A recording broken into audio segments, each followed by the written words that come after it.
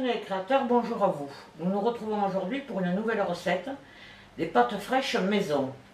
Passons de suite aux ingrédients et à la préparation. Pour cette recette, il vous faudra 400 g de farine, 4 œufs, de l'huile d'olive, du sel et de la farine pour étaler la pâte. Pour ces pâtes fraîches, nous allons donc commencer par faire la pâte. On verse la farine dans le bol du robot. C'est une pâte que vous pouvez faire aussi à la main, hein. Moi, il y a très longtemps que je la fais. Et au début, je n'étais pas équipée comme maintenant, donc je faisais ça à la mano, hein. On creuse un puits. Bon, c'est pas une pâte compliquée, naturellement. On va casser nos œufs. Voilà, nous avons mis nos 4 œufs, donc je vais mettre le sel et de l'huile d'olive. La recette des pâtes fraîches est très simple. C'est 100 g de farine pour un œuf. Donc, plus vous mettez de farine, plus vous mettez d'œufs naturellement. Le sel, pour mémoire, hein, on sale un petit peu.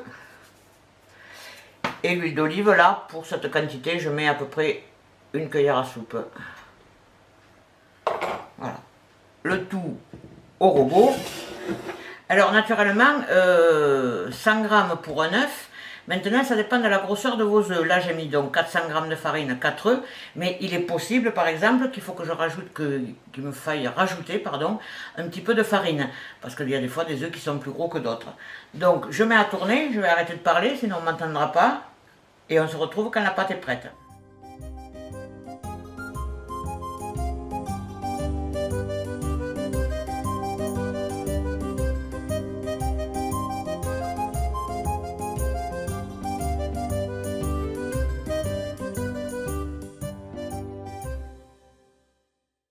Notre pâte est presque prête parce que maintenant nous allons la sortir du bol du robot et la fariner un petit peu et surtout la mettre au frais. Alors le mieux c'est 2 heures, mais on n'est pas obligé d'attendre tout ce temps, hein. Demi-heure ça va, après on peut la travailler correctement. Ce que je fais là à la main, naturellement vous pouvez le faire dans le robot, hein. C'est parce que bon, moi j'aime travailler la pâte, hein. Je suis de la vieille école et j'aime bien toucher la pâte et savoir la consistance qu'elle a. Voilà, donc on fait une boule, à peu près, on la débarrasse dans un plat, hop, et on va la mettre au frigo, et on se retrouve dans une demi-heure.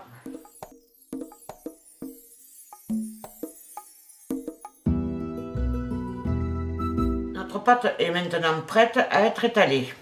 Alors, il y a différentes... Alors, petite précision, dans cette pâte que moi j'ai faite comme ça, nature, vous pouvez ajouter des ingrédients tels que du basilic frais, du pesto, du concentré de tomate, pour la colorer. Ça, moi je l'ai faite au naturel, sans rien, mais vous pouvez mettre divers ingrédients à l'intérieur. Voilà, et après donc, on la laisse reposer et on l'étale. Alors, pour étaler et faire les pâtes, il y a différentes façons. Alors, au tout début de ma carrière, j'ai commencé par une façon très simple, le rouleau à pâtisserie et le couteau ou la roulette pour découper les pâtes.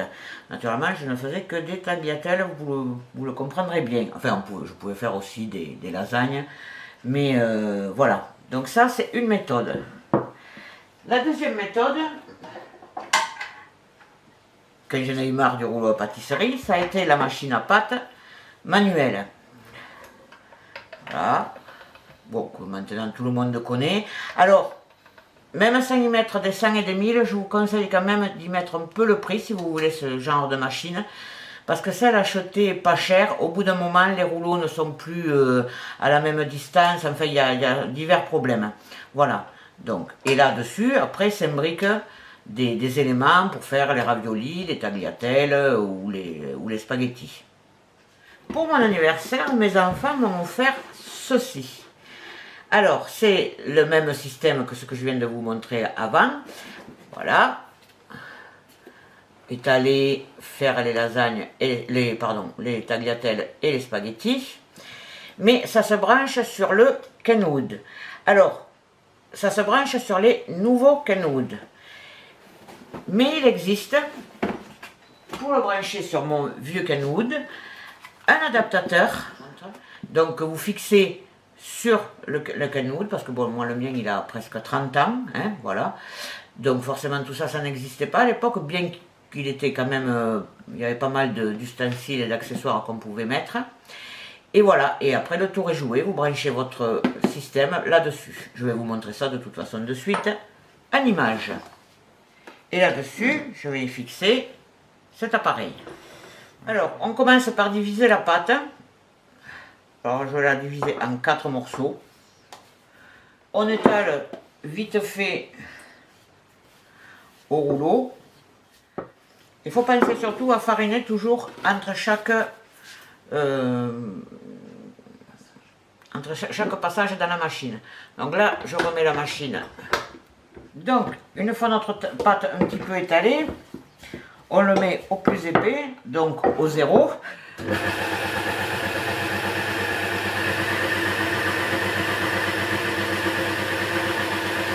On farine, on replie.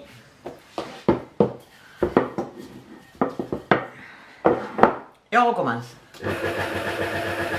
Maintenant, on va diminuer l'épaisseur ici entre les rouleaux pour faire une pâte plus fine.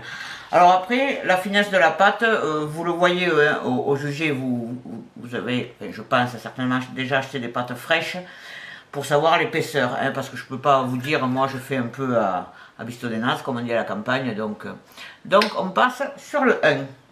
Alors, chaque fois, je vais augmenter ici les chiffres. Je n'arrêterai pas la machine pour vous le dire, vous le voyez sur la vidéo, donc vous faites pareil chez vous.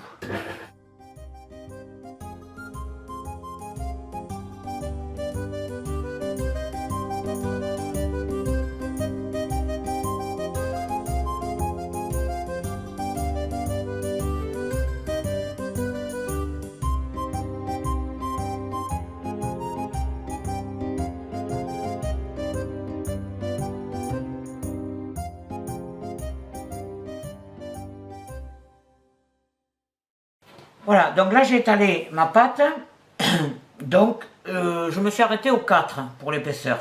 Après, comme je vous dis, si vous voulez un petit peu plus fin, ben vous augmentez, enfin vous mettez sur 5 et voilà. Donc, une fois que la pâte est comme ça, alors soit vous la laissez longue pour avoir de longues tagliatelles, ou vous faites ce que je vais faire moi, c'est-à-dire la couper, parce que ce que je n'ai pas encore, c'est le séchoir à pâte. Alors, je vais la couper et je vais le mettre fariné sur un torchon. Je vous montrerai une fois que je l'aurai fait. Donc maintenant, je vais brancher l'appareil à tagliatelle. Donc, toujours pareil, même principe. On l'enclenche, on serre, on farine. Je vais fariner le torchon aussi, où je vais les poser. N'ayez pas peur de fariner, après quand vous les mettrez à cuire, vous pourrez toujours les secouer un petit peu. Et c'est parti.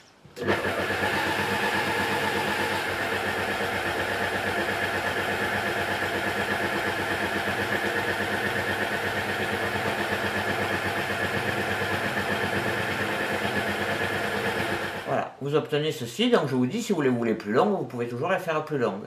Et vous les posez sur un torchon fariné, et surtout, vous refarinez dessus.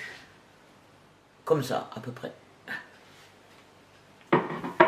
Et on continue. Voilà, notre session de pâte est maintenant terminée. Alors là, je les ai mises comme ça. Maintenant, je vais les mettre sur un plateau un petit peu plus grand pour empêcher qu'elles soient entassées et qu'elles sèchent un petit peu avant de les faire cuire. Et surtout qu'elles soient farinées pour pas qu'elles se collent. Alors maintenant, par contre, ce qu'il faut penser à faire, c'est à bien nettoyer les outils. Alors, que ce soit à la main, enfin la machine à la main manuelle ou celle-là, en principe avec évendu un pinceau pour enlever tout l'excédent de farine. Ça ne se passe pas sous l'eau, parce que sinon avec la farine, ça risque de vous faire de la pâte. Donc, vous nettoyez l'excédent. Naturellement, vous faites ça une fois que vous avez sorti votre ustensile sur le canot. Ne faites pas ça avec le truc allumé, sinon vous allez vous retrouver avec un pinceau en tagliatelle. Ou aplati, suivant l'ustensile que vous utiliserez. Voilà. Vous voyez, bon après vous pouvez l'essuyer. Bon, moi j'ai les mains pleines de farine, alors c'est peut-être le résultat n'est peut-être pas top, mais pareil pour le laminoir. Alors quand vous êtes, avec le laminoir, en position 0, vous pouvez étaler votre pâte par exemple à pizza pour faire des pizzas en bande. Comme ça vous avez une largeur toujours la même. Vous pouvez aussi, en resserrant un petit peu, faire des tartes en bande. Alors vous étalez votre pâte brisée, pareil, et vous avez toujours la même largeur. Voilà. Ça ne sert pas que pour les pâtes fraîches, quoi. Alors maintenant, je vais faire cuire les pâtes. Donc, alors, ce sont des pâtes fraîches. En 3 minutes maxi, elles sont cuites en principe. Les pâtes du commerce, c'est fraîches, c'est à peu près 4 minutes. Mais celles-là, surveillez-les bien parce qu'en 3 minutes, c'est fait. Et après, naturellement, comme toutes les pâtes, vous pouvez les accommoder comme vous voulez. Nature, avec du fromage, la sauce tomate. Moi, je vais le préparer avec au saumon. Je vais faire des pâtes au saumon. Donc, je vous montrerai tout à l'heure le résultat. Quand je dis que je vous montrerai tout à l'heure, en fait, ça sera sur le blog. Vous aurez des photos des pâtes cuites nature et celles avec la préparation au saumon. On se retrouve tout à l'heure. Merci à tous d'avoir regardé ma vidéo. N'hésitez pas à me poser des questions et à me dire en commentaire ce que vous avez pensé de cette recette. Je vous invite à nous suivre sur le blog et les réseaux sociaux que vous pouvez retrouver dans la description de la vidéo. N'oubliez pas que sur le blog, vous aurez des photos de pâtes au saumon. A bientôt pour de nouvelles gourmandises. Et pour paraphraser le chef qui m'a donné envie de cuisiner, je veux bien sûr parler du grand Joël Robuchon. Bon appétit bien sûr.